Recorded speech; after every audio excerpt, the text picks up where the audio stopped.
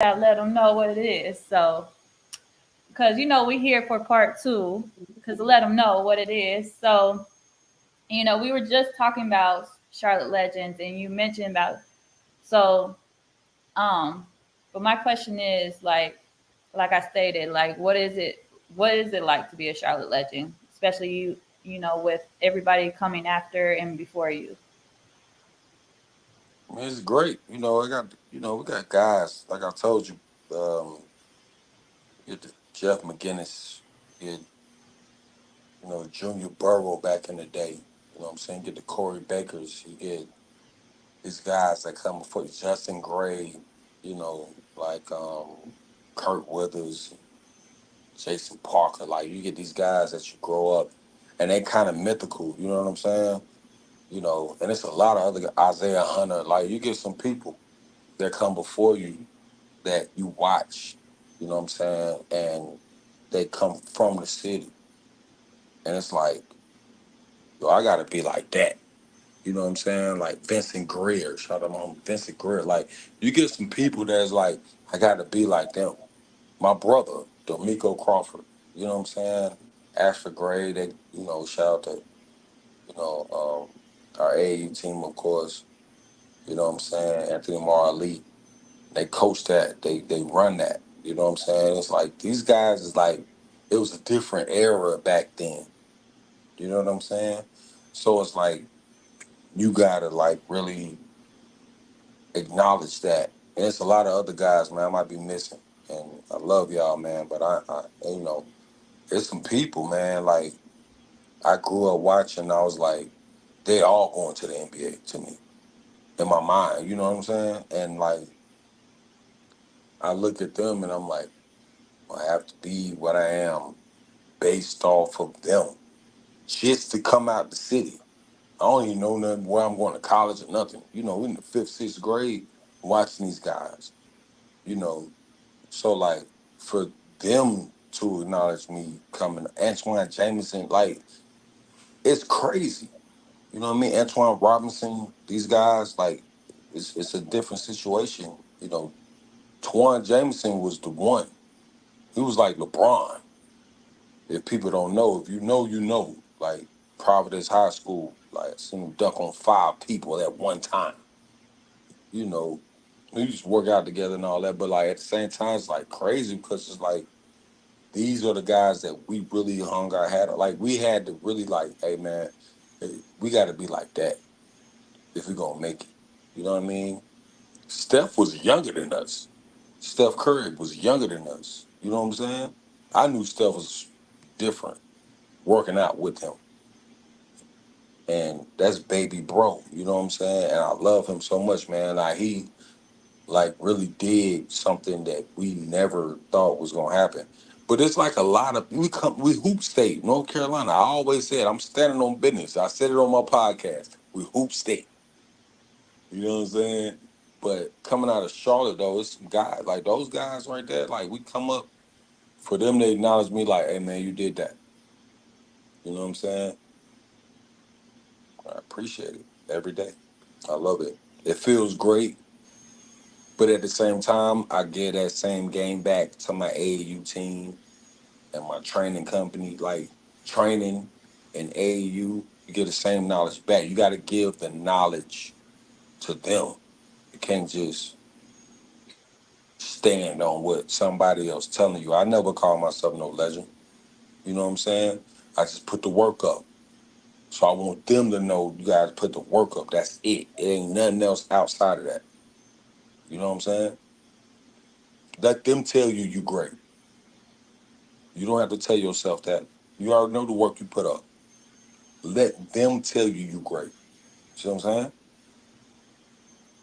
So like, cause it's like you already know your worth, but let other folks tell you how you doing and stuff. Like if they know like the realness that you put in and the work you put in, of course. So, but if you had to describe your journey, like whether it's one word or a sentence, what would it be? Rise and grind. It's tattooed on me. Rise when we get to it. It's the work. That's it. You know what I'm saying? You want one word or Hey, that's rise and grind. I gave you a Hey, phrase. rise, rise and grind is great, but It's tattooed on me. We used to get to it, straight to it.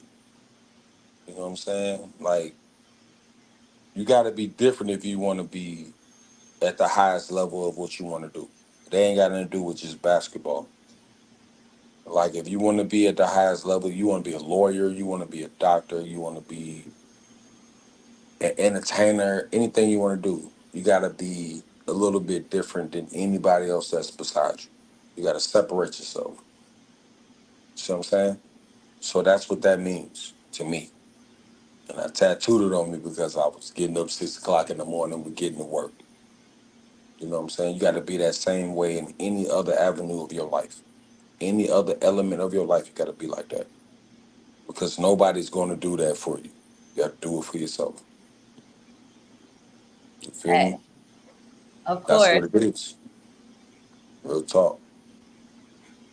Hey, I'm here for the rise and grind because there's Rise and days. grind. There's days. Here's the thing, there's always those days where you're like, do I really want it? If I really want it, I'm gonna put in the work. But you gotta remember, like in ways, like you gotta remember what keeps you going and what keeps you growing, especially if it inspires you, if it helps you, makes you happy, and what like makes you you. Absolutely. Absolutely. So I usually ask my guests this question. So Right. What is it? So bona fide means authentic, unique, but for the guys, always authentic.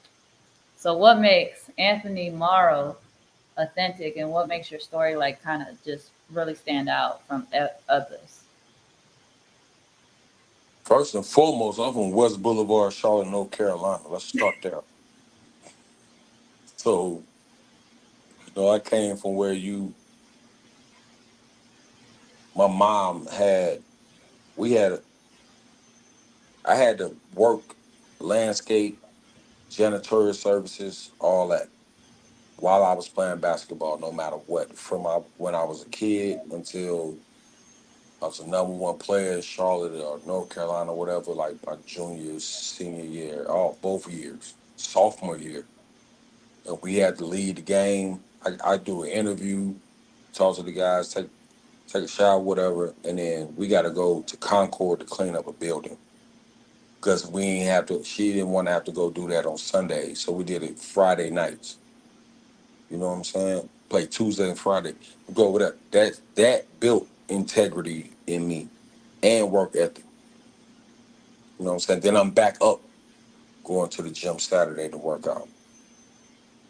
So that's like right there was already in me with that. Like all that shit kept me humble. You know what I'm saying?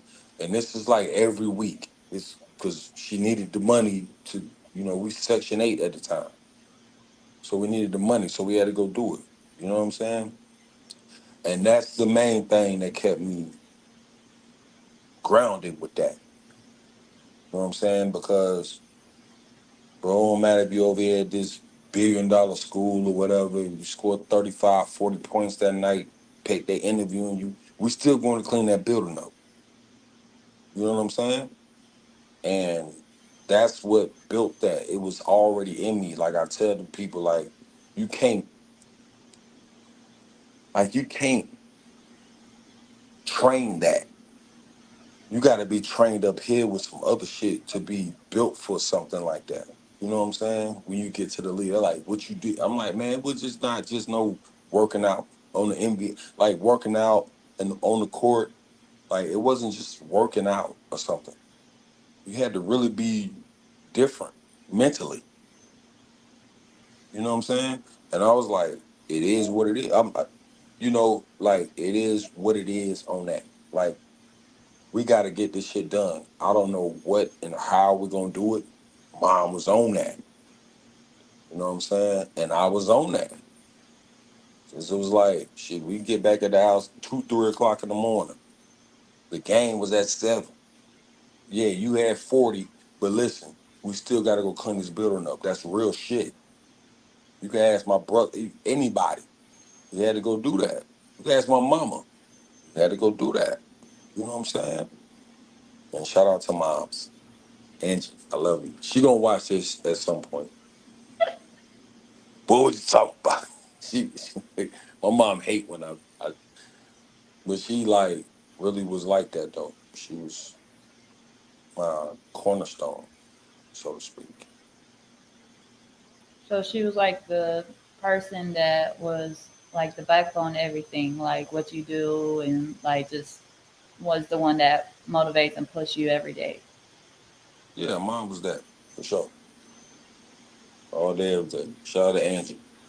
Angie. Angie was like that. She's still like that to me. Shout out to moms. Shout out to So, mom. so I always gotta let the folks know, how they can, where they can support you. Gotta plug in all my peoples that come in and get y'all's coins, get y'all follows. So, Anthony, can you let the folks know how and where they can follow you and support you if anything coming up next for you? Absolutely. AMO Charities on Instagram, anthonymorrowcharities.org. Um, Frontline Fresh number 2 on Instagram. As well, Mr. Anthony Morrow on Twitter. All of those. And everything follows everything. Hey, you let them Everything know. is Y'all let them know. You gotta let them know. Y'all better let them know. Follow the king himself. Follow the king himself. appreciate you, girl. You know, Thank you. I always say you gotta put the legends on, gotta put always gotta put the respect and recognition where it's due. Gotta give everybody their flowers, cause hey, We gotta gotta let them do know it. when to smell them before they just, you know, Smell these flowers while I'm here.